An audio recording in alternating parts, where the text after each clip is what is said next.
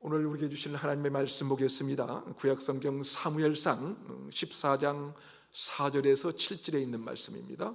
사무엘상 14장 4절에서 7절에 있는 말씀, 넉절의 말씀인데요. 우리 다 같이 말씀을 깊이 생각하면서 한 목소리로 합독하겠습니다. 시작.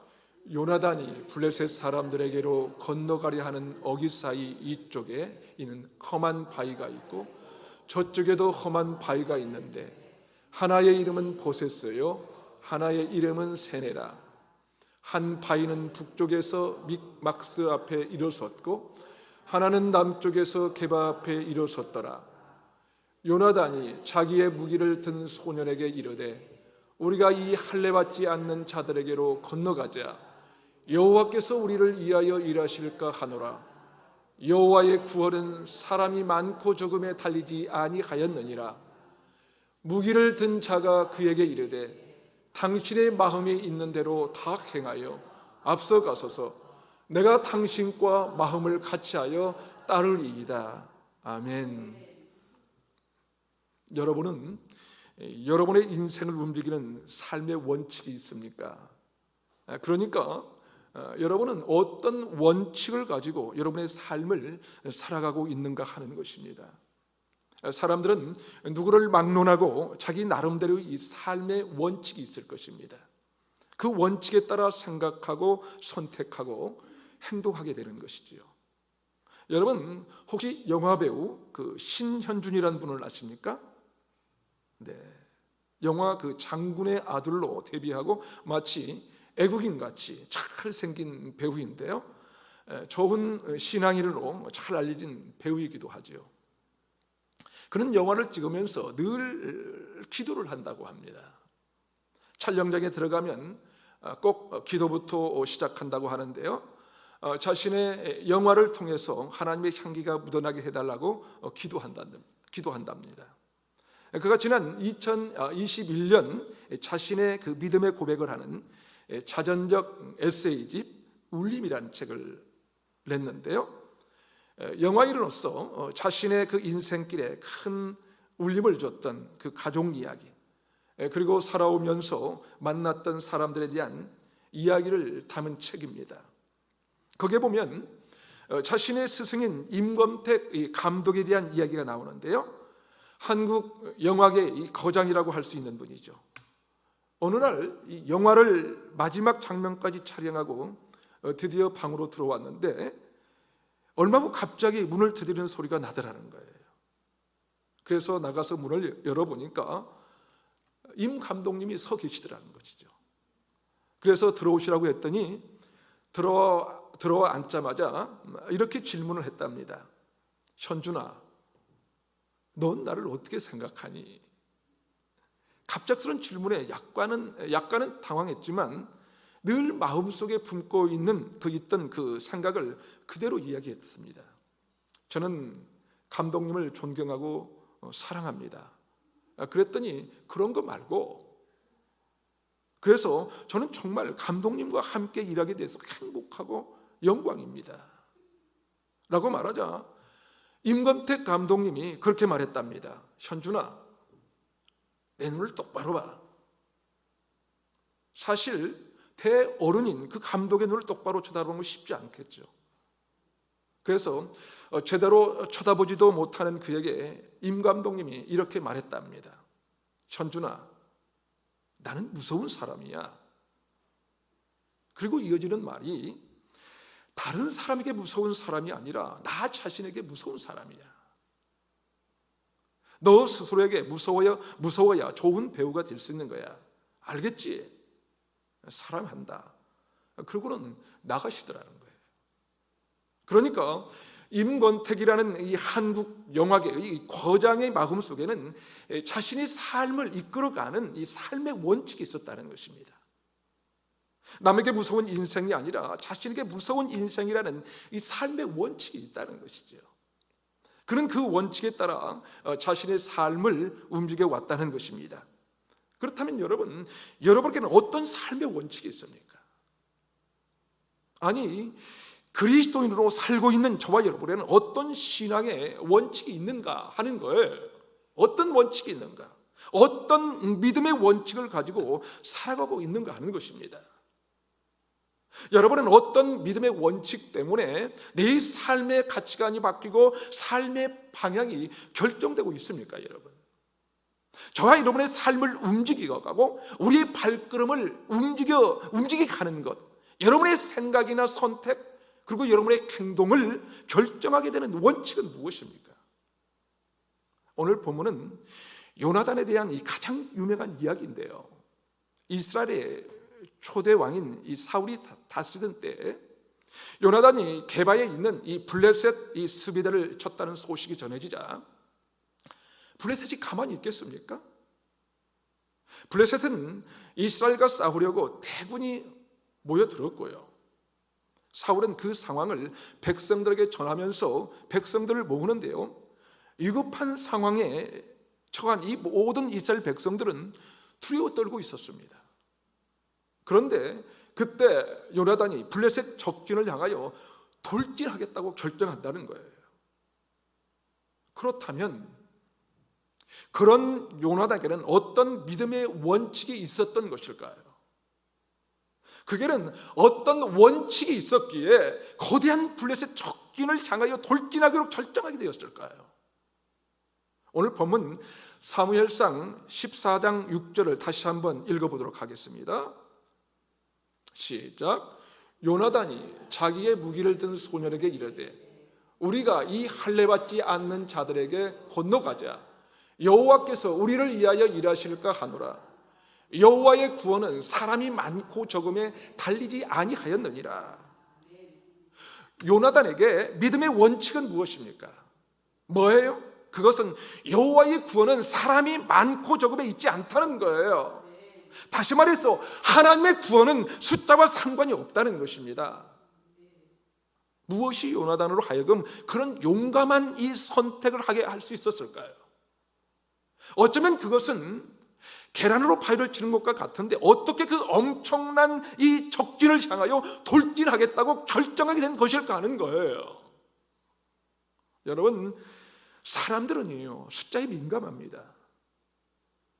그래서 아이들도 학교에서 성적 순위를 매기며 되어 있지 않습니까? 성적 순위를 점수로 순위별로 아이들을 평가하는 것이죠. 1등부터 꼴등까지, 100점부터 빵점까지. 여러분, 행복은 성적 순위 아니지 않습니까? 그런데 성적 순위를 매기고 성적 순으로 반을 나누기까지 합니다. 학교도 순위가 있고요, 학교만이 아니라 회사도 랭킹이 있지 않습니까? 그것만이 아닙니다. 많은 사람들은 돈이 얼마나 있나 하는 것에 따라서 그 사람의 가치를 판단하거나 잘 사는 것의 기준을 삼기도 합니다. 그러다 보니 아파트 평수, 자동차 크기에 관심이 얼마나 많은지 모릅니다. 심지어 아파트 평수에 따라서 아이들이 친구를 사귄다고 하는 말도 있고요, 숫자에 따라 알게 모르게 그것이 그 사람의 그 집안의 값어치가 결정되어진다고 사람들은 생각하는 것이죠. 세상 사람들만이 아니죠. 교회도 그렇더라고요. 개척교회 하고 있는 저에게도 늘 물어보시는 말씀이 뭐 같습니까? 뭐 같아요? 요새는 몇 명이나 모이나요? 몇 명이나 모입니까? 하는 질문이 가장 먼저 나오더라고요. 저 역시 예배 때마다 모이는 숫자에 따라 좀 많이 오시면 힘이 날 때가 있어요. 기분이 좋아요. 숫자가 좀 적게 모이면 힘이 빠지기도 합니다. 새로운 한 분이 눈에 들어오면 반갑기도 하고 긴장도 하기도 합니다. 저도 모르게 숫자에 민감해지는 모습을 보게 됩니다. 솔직한 심정으로 이제는 좀 등록교인도 늘어났으면 좋겠어요. 새로운 가족들도 점점 많아졌으면 싶은 마음이 간절하고요. 그러니까 어쩌면 그런 숫자 노름에 우리가 살고 있는 겁니다. 그래서 사람들은 숫자에 기가 죽는 거예요. 숫자에. 세상 사람들은 뭔가 많으면 성공이고 모자라면 실패라고 생각합니다. 적으면 부족한 인생을 살아갈 수밖에 없다고 말합니다. 그런데 요나단의 삶, 그의 믿음의 원칙은 달랐습니다. 오늘 본문에 블레셋 군대론이 얼마나 엄청난 이 군대를 가졌냐면요, 사무엘상 13장 5절에 보니까 이렇게 기록하고 있습니다. 블레셋 사람들이 이스라엘과 싸우려고 모였는데 병거가 3만이요 마병이 6,000명이요 백성은 해변에 모래같이 많더라. 블레셋 병거만 해도 3만 명이에요. 3만. 마병이 6,000이요 백성의 숫자는 얼마나 많았는지 해변의 모래처럼 많았다고 표현하고 있습니다. 거기에 비해서 이스라엘 군대는 사무엘상 13장 15절에 보면 사울과 함께 있었던 이스라엘 백성은 600여 명밖에 없었습니다. 600명. 그러니까 병거 숫자만 비교해도 50분의 1이고요. 마병의 숫자를 비교하면 10분의 1밖에 되지 않았습니다. 다시 말해서 비교가 안 되는 이 숫자의 대결이 될 수밖에 없었던 것이죠. 처음부터 블레셋과 이스라엘의 그 전쟁이란 게임이 안 되는 거예요. 할 수가 없는 전쟁이에요. 그런 전쟁을 눈앞에 둔 요나단이 적진을 향하여 건너갈 수 있었던 이 단 하나의 근거가 있다면 그것은 여호와의 구원하심은 사람의 많고 적음에 달려있지 않다는 이 믿음의 원칙이 요나단에게 있었다는 거예요. 믿음의 원칙이. 더욱이 그때 이스라엘 백성들에게는 싸울 수 있는 무기조차 없었습니다. 13장 22절은 이렇게 기록합니다. 싸우는 날에 사울과 요나단과 함께한 백성이 손에는 칼이나 창이 없고 오직 사울과 그의 아들 요나단에게만 있었더라. 이스라엘 숫자도 10세일 뿐만 아니라 사울과 요나단 외에는 칼과 창을 가진 사람이 없었다는 거예요. 전쟁을 하는데 싸울 무기가 없었다는 것이지요. 사무엘상 13장 20절에 보니까 이스라엘 사람들은 칼이나 창이 아니라 보습이나 삽, 도끼나 괭이를 들고 블레셋 사람들에게 내려갔다고 기록하고 있습니다. 다시 말해서 이스라엘 백성들은 칼이나 창이 아니라 보습이나 삽, 이 도끼나 괭이를 들고 그렇게 싸움에 나갈 수밖에 없는 이 환경이었다는 거예요. 그런데 요나단이 어떻게 그런 결정을 내릴 수 있었을까? 어떻게? 그런 믿음의 원칙을 가지고 삶을 살았기 때문입니다. 믿음의 원칙. 어떤 믿음의 원칙이었습니까? 어떤 믿음의 원칙? 하나님의 그 구원은 숫자에 상관없다는 이 믿음의 원칙이 있었습니다. 그렇습니다, 여러분. 하나님의 구원은요, 숫자에 상관이 없습니다. 그러기 신앙인은요, 바로 그 믿음의 원칙 위에 자신의 인생을 세워가는 거예요. 시편 33편 16절에 시인 다윗은 이렇게 고백합니다. 많은 군대로 구원 얻은 왕이 없으며 용사가 힘이 세어도 스스로 구원하지 못하는도다. 이것이 믿음의 사람들의 고백이라는 거예요. 다윗이 그랬던 것처럼 요나단도 동일하게 그런 고백을 한 것입니다. 여러분, 우리가 잘 아는 다윗이 그랬습니다. 다윗은 블레셋의 거대한 장수 골리앗 앞에서 그렇게 고백하지 않았습니까? 사무엘상 17장 45절은 다윗의 고백을 이렇게 적고 있습니다. 다윗이 블레셋 사람에게 이르되 너는 칼과 창과 단창으로 내게 나아오거니와 나는 만군의 여호와의 이름 곧 내가 모욕하는 이스라엘 군대의 하나님의 이름으로 내게 나아가노라. 다윗은 골리앗을 향하여 너는 칼과 창과 단창으로 내게 오지만 나는 만군의 여호와의 이름으로 나아간다고 선포합니다.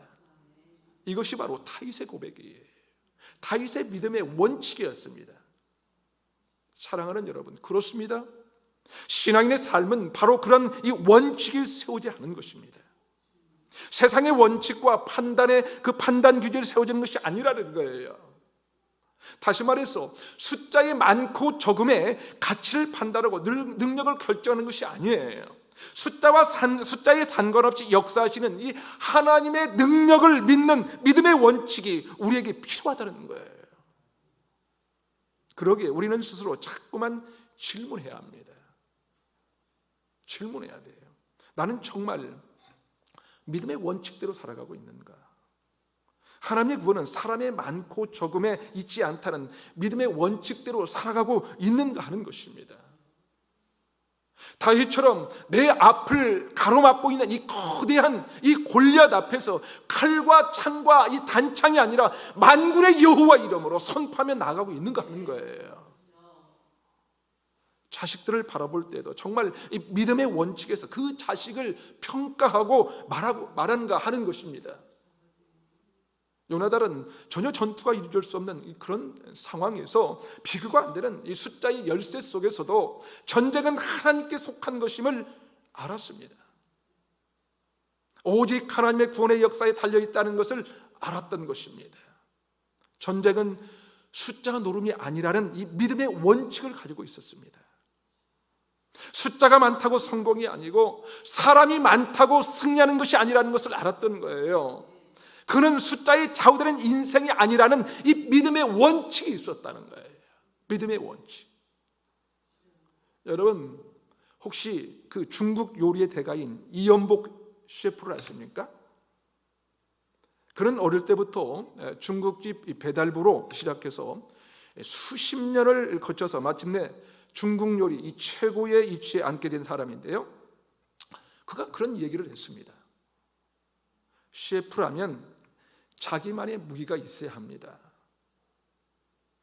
여러분 우리 예수 믿는 사람도 마찬가지가 아닐까요? 그렇지 않나요? 예수 믿는 사람이라면 자기만의 무기가 있어야 된다는 거예요.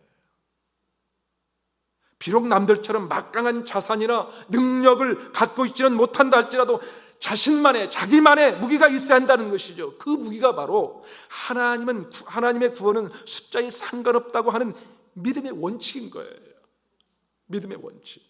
그렇다면 믿음의 원칙을 가진 사람은 어떻게 행동하는 것일까요? 오늘 본문 6절을 우리 다시 한번 읽어보겠습니다. 6절 시작. 요나단이 자기의 무기를 든 소년에게 이르되 우리가 이 할례 받지 않는 자들에게 건너가자. 거기까지요.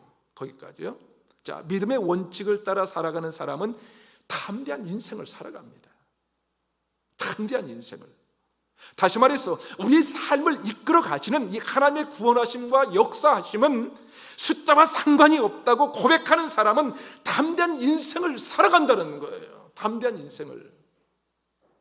요나단처럼 적진을 향하여 건너가자고 말하는 것입니다. 적이 아무리 강해도 건너가자라고 말하는 거예요. 사랑하는 여러분, 하나님께서 예수 그리스도를 믿는 자들에게 주신 마음은 두려운 마음이 아니라는 거예요. 그러기에 아무리 적이 강력해도 건너가자라고 하는 것입니다. 왜냐하면 하나님의 능력은 숫자에 달려있지 않기 때문입니다. 여러분, 건너간다를 영어로 표현하면 go over입니다. go over. 다시 말해서 어떤 이 장애물이 있어도 넘어간다는 것이죠. 넘어간다. 사랑하는 여러분, 여러분 앞에 숫자의 장벽이 있습니까? 그것을 넘어간다는 거예요. 도저히 정복할 수 없을 것 같은 이 강력한 우리가 적군을 보면서도 넘어가자고 담대하게 말하는 거예요. 넘어가자. 왜냐하면 하나님의 구원은 사람의 많고 적음에 있지 않다는 믿음의 원칙이기 때문입니다. 그런데 요나단이 적진을 향해 가는 길은 평탄하지가 않았습니다. 비교할 수 없는 이 숫자의 열쇠뿐만 아니라 전쟁에 쓸 무기도 없었어요. 게다가 적진을 향해 가는 길은 너무나도 험난했습니다. 사무엘상 14장 4절은 요나단이 적진으로 건너가게 되는 이 그때의 상황을 적어 놓았는데요, 이렇게 기록하고 있습니다.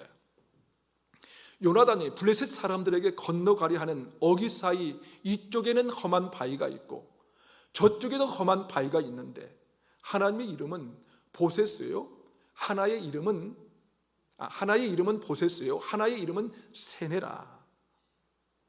블레셋 사람들에게 건너가야 할 그 어기에는 이쪽에는 험한 바위가 있고 저쪽에는 뭐예요? 험한 바위가 있었다는 거예요.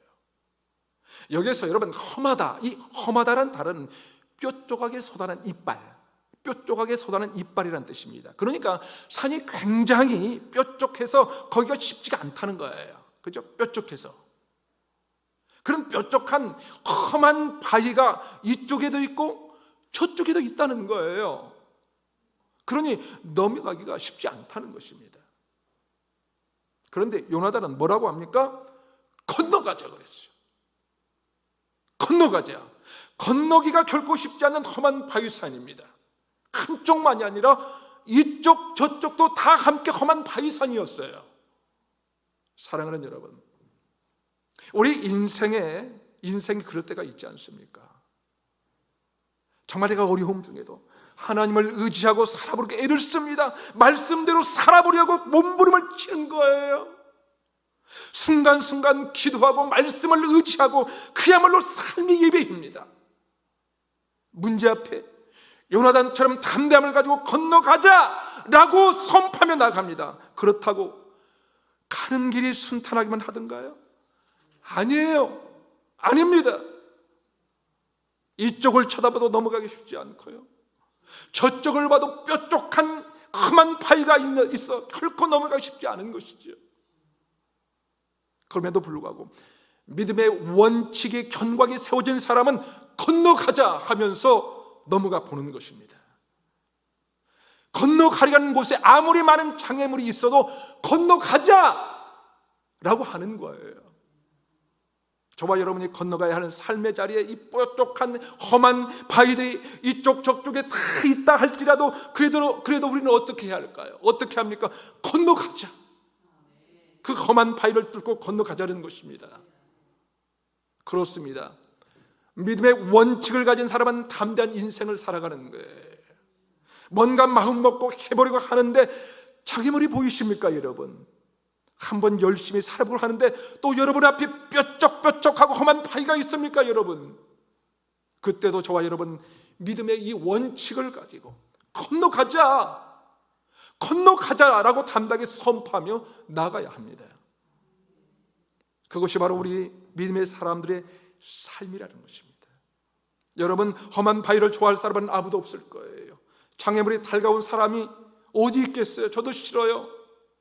담대하게 선포하고 나가지만 뾰족한 이 바위산을 건너가려면 어쩌면 넘어지고 깨지고 다칠 수 있을 것입니다. 상처가 있을 수 있을 거예요. 그러나 장애물이 있다고 해서 건너갈 수 없지 않습니까? 그리스도는 아무리 그런 것들이 내 눈앞에 펼쳐진다 할지라도 하나님의 구원하심은 그런 것에 있지 않다는 것을 알기에 Let's go! Go over! 건너가자! 라고 말할 수 있는 것입니다. 사랑하는 여러분, 우리 예수 믿는 사람들이 어떤 사람들입니까? 나의 연약함이 아니라 하나님의 능력을 믿는 사람들 아닙니까? 이쪽에 험한 바위가 있고 저쪽에 이 뾰족뾰족한 이 바위가 있을지라도 아무리 비교할 수 없을 만큼 적들이 진치고 있다고 할지라도 전쟁이 여호와에게 있다는 것을 알기에 건너간다는 사실이에요. 그런데 여러분, 그 험한 바위의 이름이 있습니다. 이쪽의 험한 바위 이름은 보세스이고요, 저쪽 험한 바위 이름은 세네라고 했는데요, 여기서 보세스라는 단어의 의미는 이 빛나는이라는 의미가 있습니다. 그리고 다른 한쪽에 있는 바위는 세네라고 하는데요, 자, 세네라고 하는 단어는 가시가 엉켜 있는 이라는 의미가 있습니다. 이 두 단어의 의미를 보면서 그런 생각이 들었습니다. 요나단이 그 바위들을 보면서 하나님께서 우리를 건져주신다면 우리는 저 보세스처럼 빛나는 영광을 얻게 될 것이다. 그리고 적지는 가시가 엉켜있는 아픔의 패배를 경험하게 될 것이다 라고 생각한 것은 아닐까요? 어쩌면 그것을 무기든 소년에게 말하면서 가자고 하지 않았을까요? 가면 우리에게는 빛나는 영광이 있다고 하면서 건너가자고 했을 것입니다. 사랑하는 여러분, 우리의 삶이 그래야 하지 않을까요? 우리의 신앙생활이 그런 믿음의 원칙이 세워져야 합니다. 믿음의 원칙은 무엇입니까? 요나단이 고백한 것처럼 하나님의 구원하심은 숫자에 달려있는 것이 아니라는 거예요. 그리고 우리는 그 믿음의 원칙에 서서 뾰족한 이 장애물이 이쪽 저쪽에 있을지라도 적진을 향하여 넘어가자고 탐나게 말하는 인생이어야 합니다. 장애물이 있다고 해서 머물러만 있을 수 없지 않겠습니까?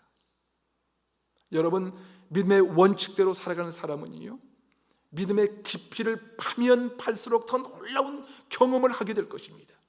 무엇보다도 이 빛나는 이 보세스의 인생이 될 것입니다. 요나단이 그랬어요. 그런 결단을 가지고 적진을 향하여 건너간 이 요나단은 믿음의 원칙대로 블레셋으로 건너가서 적진을 향하여 싸우는데 처음으로 쳐 죽인 자가 수십 명이 그 앞에서 쓰러졌습니다. 사무엘상 14장 14절과 15절은 이렇게 기록하고 있습니다. 요나단과 그 무기를 든 자가 반나절 가리 땅 안에서 처음으로 쳐 죽인 자가 20명가량이라. 들에 있는 진영과 모든 백성들이 공포에 떨었고 부대와 노략군들도 떨었으며 땅도 진동하였으니 이는 큰 떨림이었더라.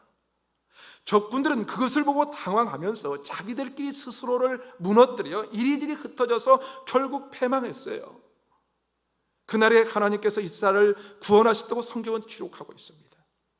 사랑하는 여러분, 믿음의 원칙을 가지고 담대하게 선포하며 나갔던 요나단을 하나님은 빛나는 이 보세스로 세워주신 것입니다. 에레미야 3장 23절은 이렇게 기록하고 있습니다. 작은 산들과 큰 산 위에 떠드는 것은 참으로 헛된 일이라. 이스라엘의 구원은 진실로 우리 하나님 여호와께 있나이다. 아멘. 사랑하는 여러분, 우리 이런 믿음 가지고 살아봅시다. 이런 믿음 가지고 세상의 숫자의 판단 때문에 우리 인생을 주저앉게 하지 마십시오. 우리의 구원은 오직 우리 하나님 여호와께 있습니다. 여호와께 있는 거예요. 그 하나님의 구원하심은 사람의 많고 적음에 달려있지 않습니다. 여러분, 더욱이 우리가 적진을 향하여 건너갈 때 우리 앞에 험한 이 보세스와 세네가 있을지라도 담대하게 나아가십시오. 담대하게. 여호와 하나님께서 그날에 이스라엘을 구원하신 것 같이 우리를 이 막강한 이 블레셋으로부터 구원해 주실 것입니다. 그리고 우리를 빛나는 이 보세스로 세워주실 것입니다. 흔들리지 않는 이 믿음의 원칙 가지고 강하고 담대하게 살아가면서 하나님의 구원의 역사를 경험하는 삶, 빛나는 이 보세스로 세워가지는 저와 여러분의 삶이 되시기를 주님의 이름으로 축원합니다. 아멘.